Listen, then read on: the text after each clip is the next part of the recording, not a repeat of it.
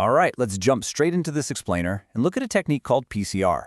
It's essentially the ultimate molecular photocopier, capable of turning just one microscopic segment of DNA into literally millions of copies.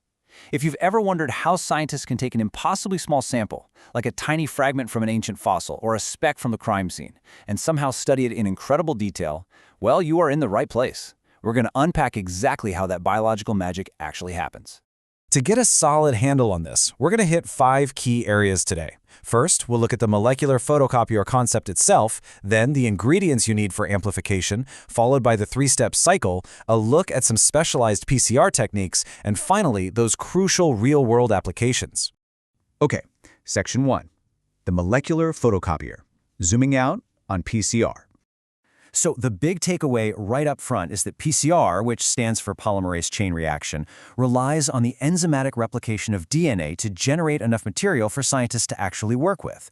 Back in 1983, an American biochemist named Kary Mullis developed this technique, and it completely, absolutely changed the landscape of molecular biology. Because before PCR, getting enough DNA to analyze was a massive bottleneck. You can't just look at a single strand of DNA easily. You really need volume. Think of it kind of like needing to hand out a flyer to an entire city. You start with just one original template document, right? And PCR acts as the printing press that pumps out millions of identical copies. If you only have one copy of a highly important genetic sequence, it's essentially invisible. But once you run it through this biological photocopier, suddenly you have millions of identical segments. It makes the DNA easily detectable and totally ready for deep analysis. Moving on to Section 2, Ingredients for Amplification, the ink and paper of PCR.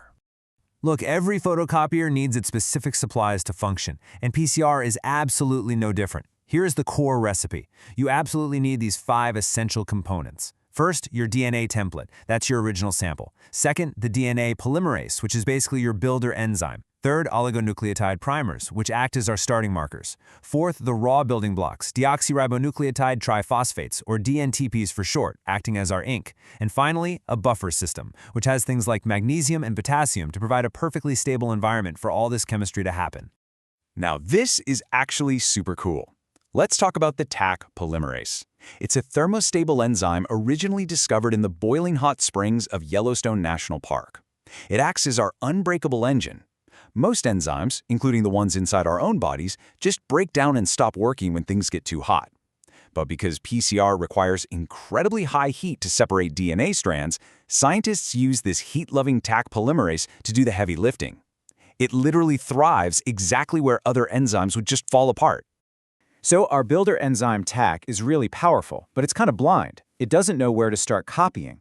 Because DNA polymerase can only add nucleotides to a pre-existing 3' OH group, we need these short primer sequences, a forward and a reverse one, to serve as mandatory starting points. These primers are just short stretches of DNA, maybe 20 to 30 bases long, that attach to the specific section of DNA we want to amplify. They basically put up a giant neon sign for the enzyme that says, hey, start building right here. Section 3, the 3-step cycle, the machine at work. Now that we have our ink, paper, and engine, let's watch the machine at work. This process is essentially a precisely timed thermal roller coaster. First up is denaturation. We crank the heat to 94 degrees Celsius to literally melt the double helix apart into 2 single strands. Then, annealing. We drop the temperature down to around 55 degrees so those primers we just talked about can comfortably lock onto their target spots. And finally, elongation. We bring it back up to about 72 degrees, which happens to be the absolute favorite working temperature for our Taq engine to start building. And during that final elongation phase, building in the 5' to 3' direction, this biological machine is absolutely flying. It operates at a crazy speed of about 1,000 base pairs every single minute. Just imagine the efficiency going on here. On a molecular level, under optimum conditions, this enzyme is rapidly grabbing those free-floating building blocks and just snapping them into place to form a brand new double-stranded DNA molecule in mere moments. But here is where the real magic happens. Exponential growth. By repeating those 3 temperature steps 20 to 40 times, we multiply the sequences rapidly. Think about the math for a second. Cycle 1 gives you 2 copies. Cycle 2 gives you 4.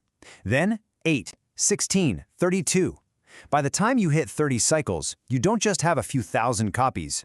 You have over 1 billion copies of your original DNA segment.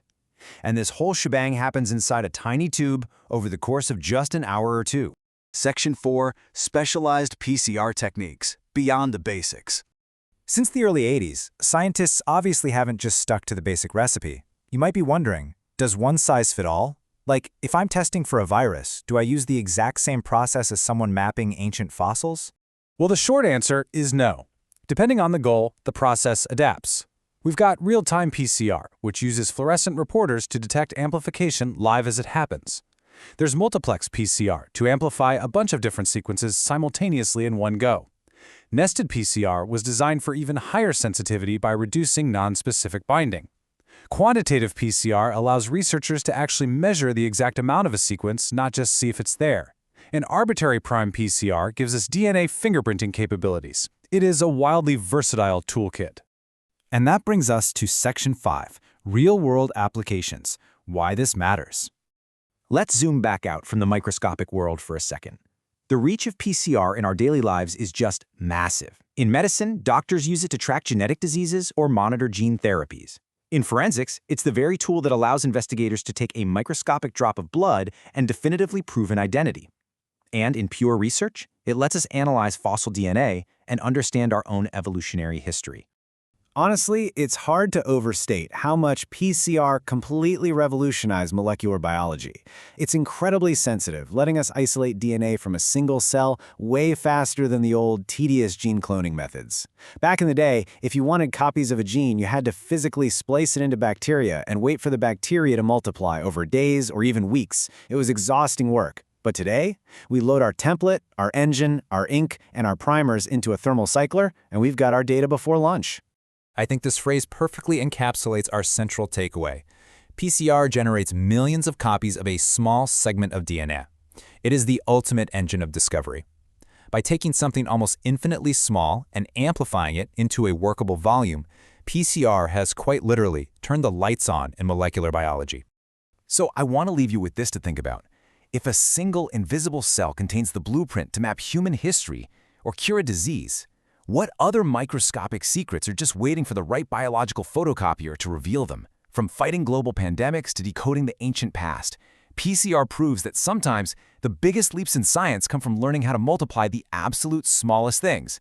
Thank you so much for joining me for this explainer. Keep questioning, keep learning, and I'll catch you on the next one.